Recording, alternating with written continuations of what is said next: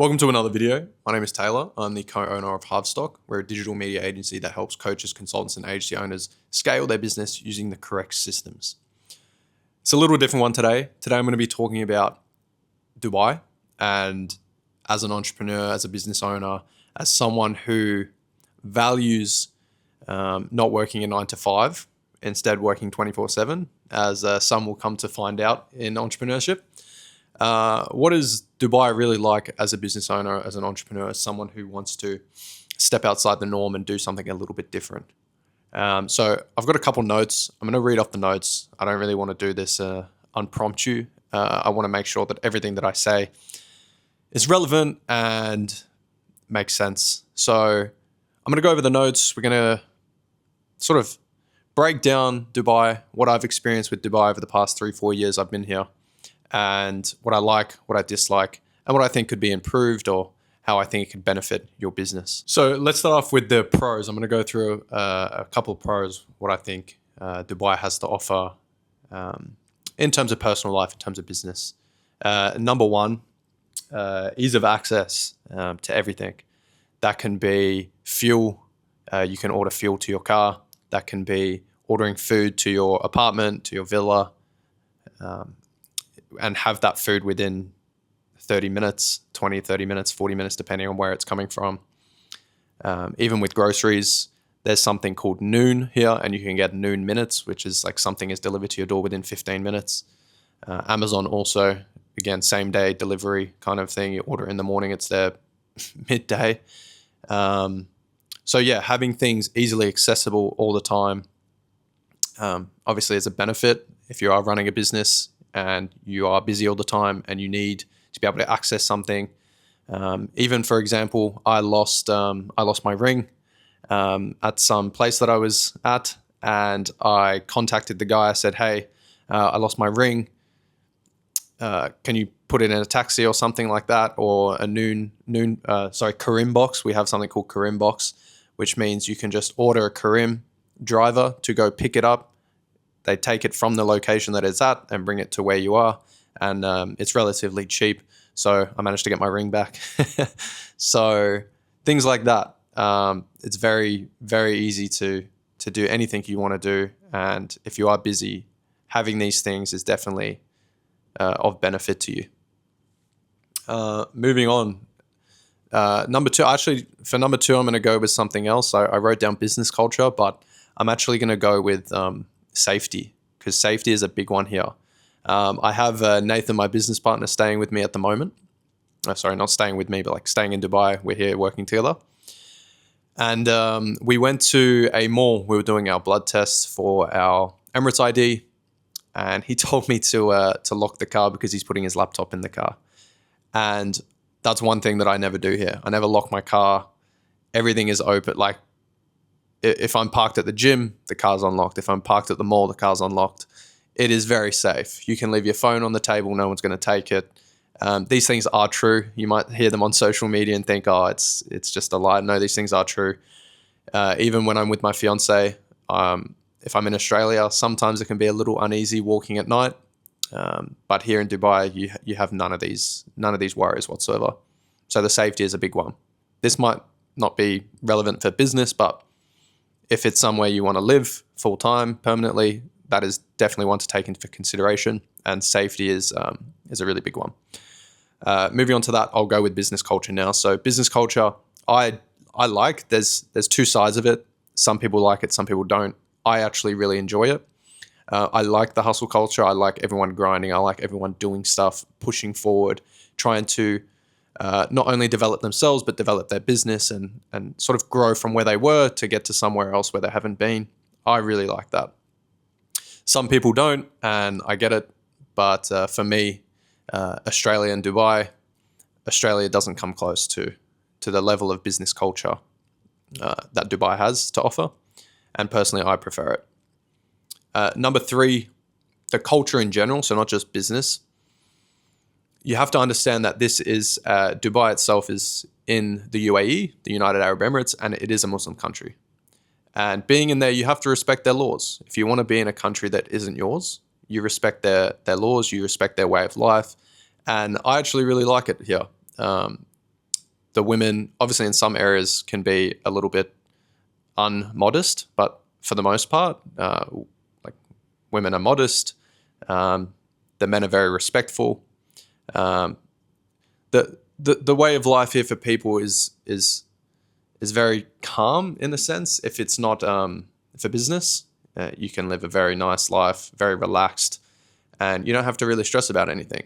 Obviously, different if you're running a business, you're stressing 24/7. But the culture here is great. I meet a lot of people, and I'm happy to have a chat with people. I sit down, have a coffee, and just a couple of days ago, we met up with someone, and yeah, he's actually from Australia, but funny enough, but yeah, it's just you can chat with someone. It's really nice. There's no stress. It's very easy. I personally like the culture here, as well as that. Like if you're from a country like America, Australia, the UK. I mean, maybe not so much the UK, but Australia in particular. Like we all speak English. When you come here to Dubai, everyone is speaking at least two languages minimum, either their home language, like their mother tongue, and then English, or they speak Arabic, Russian, Ukrainian, Serbian, Croatian, whatever. They're speaking so many different languages. And so you start to meet so many different people with so many different cultures, religions, backgrounds that you can sort of find out a little bit more about the world than just staying in your hometown.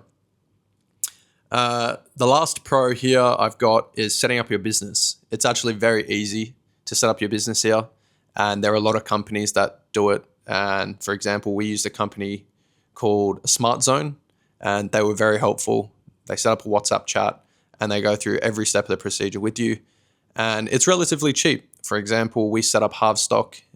We set it up in Ras Al Khaimah, which is another emirate. It's next to Dubai. And I believe the business setup itself was around 6,000 AED. So in Australian dollars, that's probably like $2,500. And that's without any like visas and things like that. Then you have to pay for if you want a visa.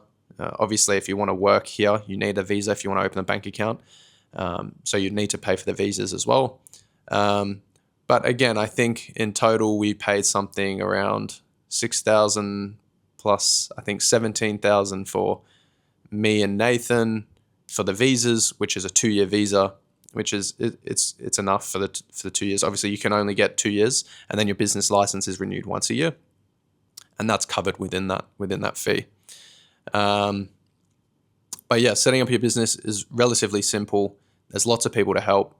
But yeah, so you can find your way to do it quite easily. Right, moving on to the cons. I've got a couple here. I've got 4.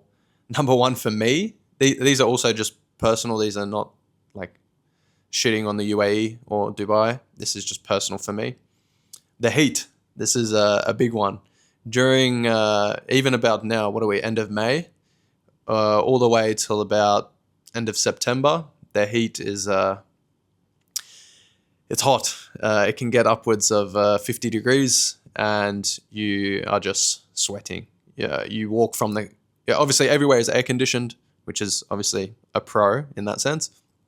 But you'll be walking from one place to another place, and that gap where it's not air conditioned for the 2 minutes that you're walking, you're dripping with sweat. And personally, I don't like that. So you'd be showering probably during these times, I probably shower about 3-4 times a day. So it does get a bit repetitive, the heat. And it's very suffocating. But you can't have everything, am I right? Number 2 is actually going back on what I said, the ease of access to everything. I think also with that comes laziness. So because of having everything so easily accessible, you do sort of become a little bit lazy. For example, I never cook here. I always order food just because it is so much easier to do so, and it doesn't take any time out of my day. So yeah, it's a pro, but it's also a con. So you just have to watch yourself when it comes to making sure you have like a routine and you stick to it, and you try to not be as lazy as you can be. Number 3 is actually sort of the flashy lifestyle of Dubai. There are a lot of just like normal working people here. I have friends here that work normal jobs, that have kids, have families, and it's just their life here. It's not driving Lamborghinis in the desert and then going to really fancy hotels for lunch and dinner, and then doing all the bougie things. Like it's not like that all the time. And I'm sure there are people that do that all the time, and that's awesome. But yeah, it's very flashy, very showboating. Who has the nicest watch? Who has the nicest car?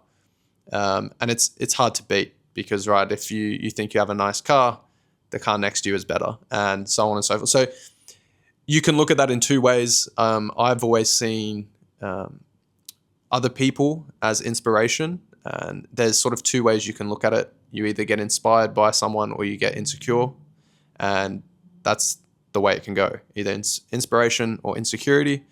I've always chosen inspiration. So it just depends the way you look at it, but it can be a little bit too much sometimes. So that's just why it's on my cons list. And number 4, it's the roads. And I say I've written down saturated, and I don't mean for business. Like, business here is always going to be great in my opinion. But yeah, the roads here, when you're driving places, and if you take a wrong turn, you're adding 20 minutes plus to your journey.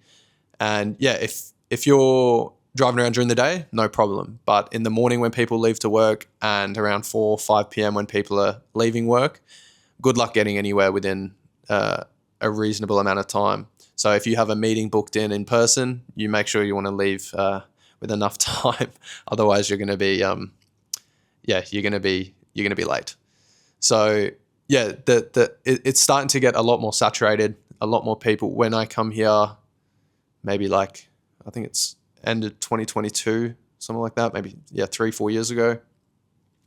It wasn't as busy, and Dubai got the Instagram famous sort of like, Habibi, come to Dubai, like everyone come to Dubai. And I think people did, and they liked it. They stayed here, which is great. It's a good place.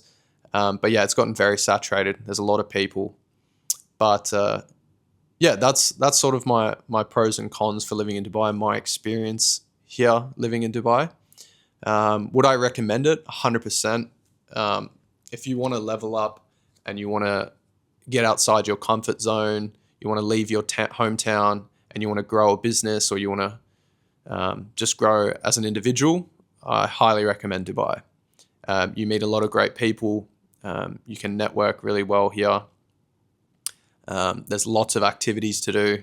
So if you, like, for example, want to go motocross riding in the desert, you can do so. If you want to go swimming at a pool, you pretty much got a pool at every apartment building. The possibilities are endless. You want to go for a walk in the mall, you could be in there for 10 hours, no problem.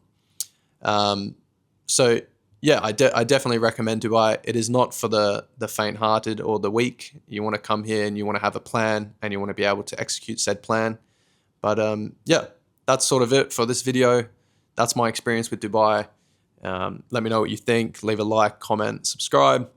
And if you want to find out more about Halvstock and what we do, I'll leave that in the description. But until next time.